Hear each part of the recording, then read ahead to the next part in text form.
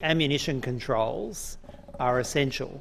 Ammunition controls and recording of ammunition sales are essential if we're going to get anything like real-time information for the police when we're dealing with serious concerns about criminal activity in New South Wales and tracking down where guns are. The best way to get live information about where guns are is you follow where the ammunition is going, because ammunition expires and needs to be regularly replaced and is also expended, unlike firearms. Secondly, the argument about security. This is this kind of repeated sort of near conspiracy argument that's run by the shooters, that if you actually record where guns are, it doesn't matter if it's held in a vault in the firearms registry, it doesn't matter where it's held, the argument is that information will get into the hands of criminals. Well, we don't believe that's a fair assessment of the way the regime operates in New South Wales. I will say this though, when the ammunition reforms passed through the Parliament, there was a promise at the time from the government that there would be an electronic encrypted online service available to firearms dealers. And that's where we believe the ammunition recording should get. We think it is wrong. It is wrong to reduce the data that's been included on the ammunition in the ammunition laws. We believe address data is essential for the reasons of giving the police identifying for the police where the ammunition at least went in the first place. Chair, just to address a couple of issues made by Mr Shoebridge. He mentioned in his speech there that ammunition would expire and therefore they need to record where the new ammunition is being purchased so they can trace the expired ammunition. I've never heard such a laughable proposition in my life. I'm still shooting ammunition that was loaded before World War I in the Boer War through a 1896 Mauser.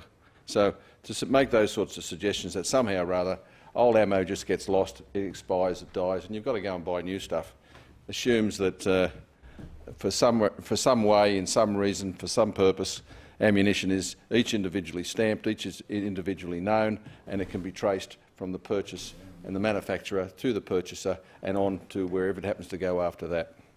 It's nonsense, absolute, total and complete nonsense. If you think you're going to trace ammunition legally acquired to people who then find themselves in possession of it being illegally acquired, the current system doesn't do that. The current system doesn't go within a bull's roar of doing that. Pistol licensing requirements for the purchase of pistol licensing ammunition under this regime is much stricter, based on the protests made by the National Party, and I'm sure Mr Rick Collis remembers that in 2012, the nonsense that everyone was going to be stuck with, that we'd all have to produce our registration papers for every firearm we owned, and when we went to the gun shop to buy ammunition, that we had to produce these, and we would be then rationed whatever we wanted to buy, and it would be recorded and all that sort of nonsense. Well, that was done away with, thank goodness. Recording still carries on, but that's still required for pistol ammunition. They actually have to go and prove that they want a 9mm pistol, or they want a .357 or a .35 or whatever other ammunition happens to be. Yes, I take that interjection. Criminals do use that ammunition, but how do you trace that ammunition back to the legal purchaser, as you're asserting happens? You can't do it, and you very well know that. You very well know that. Purchased ammunition, whether it's PMC, whether it's federal, whether it's Winchester, doesn't matter. It does not matter at all. All factory manufactured ammunition all looks the same. It all is the same. Recording whether you buy one round or 10,000 rounds a year is of absolutely no relevance, because you cannot trace where that ammunition has gone once it's been purchased. It's simply impossible. To then say, as you assert, that, oh, but hang on a second, we'll go and talk to the people who bought thousands of rounds of ammunition. Well, does anyone actually know how many rounds of ammunition, if you're a pistol shooter, because you're required to do 6 compulsory events at least every year, how much ammunition you need to do and participate in those programs?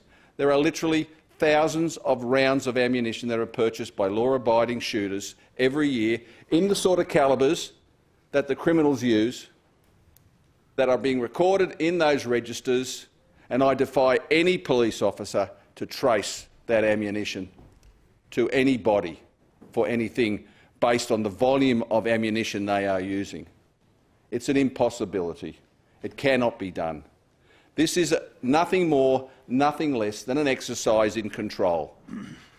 Where is police intelligence taking them in relation to this? Nowhere. This is being done because it's item 9 on the National Firearms Agreement of 1996, with New South Wales did not comply to the letter with. Now we comply to the letter with that particular requirement, and to what benefit? None. None whatsoever. And it doesn't matter whether you digitise the data, it doesn't matter whether you make the data secure. Garbage in, garbage out. And that's exactly what this is all about. This is a wasted exercise, this is a wasted process, and it doesn't need to be done. Yet for some reason or other, Australia's got all the answers. John Howard came up with all the answers in 1996.